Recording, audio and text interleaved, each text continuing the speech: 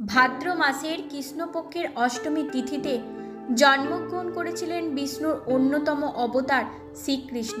শ্রীকৃষ্ণের জন্মতিথি কৃষ্ণ জন্মাষ্টমী নামে পালিত হয়। পুজোর উপকরণ হিসাবে জন্মাষ্টমীতে কৃষ্ণকে 56 ভোগ নিবেদন করার প্রথা রয়েছে। পুরাণ অনুযায়ী কৃষ্ণ হলেন শ্রীবিষ্ণুর অষ্টম অবতার। ভাদ্র মাসের কৃষ্ণপক্ষের অষ্টম দিনে ব্রজে তিনি আবির্ভূত হন। শ্রীকৃষ্ণের জন্মদিন উপলক্ষে এই দিনটি বিশেষভাবে পালন করেন কৃষ্ণ ভক্তেরা। শ্রীকৃষ্ণের ছেলেবেলার রূপ গোপালের রূপ হিসাবে গোপালের আরাধনা করা হয় জন্মাষ্টমীতে। তাকে তুষ্ট করতে নানা ধরনের খাবারের আয়োজন করা হয় এই দিন। মন্দিরে মন্দিরে এক সপ্তাহ আগে থেকেই শুরু হয়ে যায় জন্মাষ্টমীর প্রস্তুতি। মধ্যরাতে জন্ম হয় শ্রীকৃষ্ণের।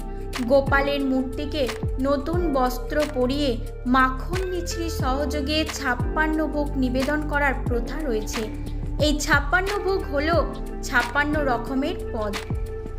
কয়েক শতাব্দী ধরে জন্মাষ্টমীতে শ্রীকৃষ্ণকে 56 ভোগ নিবেদন করার প্রথা রয়েছে আমাদের দেশে। কিন্তু জানেন কি কেন এই জন্মাষ্টমীতে শ্রীকৃষ্ণকে 56 ভোগ নিবেদন করা হয়? চলুন তবে সেই সম্পর্কে জেনে নিই। গোকুলে নন্দলাল ও যশোদার ঘরে যখন ছোট্ট কৃষ্ণ বাস করতেন তখন তাকে দিনে 8 বার খাওয়াতেন তার মা যশোদা। একবার দেবরাজ ইন্দ্রকে তুষ্ট করতে ব্রজবাসীরা খুব বড় করে ইন্দ্র পুজোর আয়োজন করেন। ইন্দ্র খুশি হলে ভালো বৃষ্টি হবে এবং বৃষ্টি ভালো হলে ফসলও ভালো হবে। ঠিক তখন কৃষ্ণ তাদের বলেন, ভালো বৃষ্টি করানো ইন্দ্রের কাজ, তার জন্য তার পূজা কেন করতে হবে?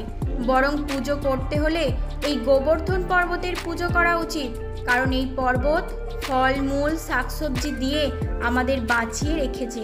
সবাই কৃষ্ণের সঙ্গে সহমত হন এবং ইন্দ্রের বদলে গোবর্ধন পর্বতের পূজা শুরু করেন।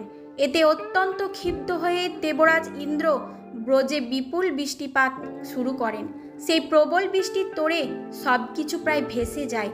তখন ছোট্ট কৃষ্ণ তার আঙুলের ডগায় গোবর্ধন পর্বত তুলে নেন। সেই পর্বতের নিচে বৃষ্টি থেকে আশ্রয় নেন সমস্ত গোকুলবাসী। 7 দিন কিছু না খেয়ে গোবর্ধন পর্বত নিজের আঙুলের ডগায় তুলে রাখেন এই ছোট্ট কৃষ্ণ। অষ্টম দিনে নিজের ভুল বুঝতে পেরে বৃষ্টি থামান ইন্দ্রদেব। তখন কৃষ্ণ গোবর্ধন পর্বতকে যথাস্থানে রাখেন। এই 7 দিন তিনি এক ফোঁটা খাবার ও জল মুখে দেননি এবং তার ফলে রক্ষা পায় পুরো গোকুল। কিন্তু তিনি টানা 7 দিন জলস্পর্শ না করার ফলে তার মা যশোদা খুবই কষ্ট পায়।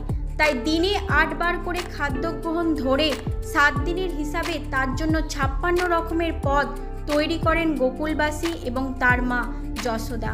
এই 56 রকমের পদই 56 ভোগ নামে পরিচিতি লাভ করে।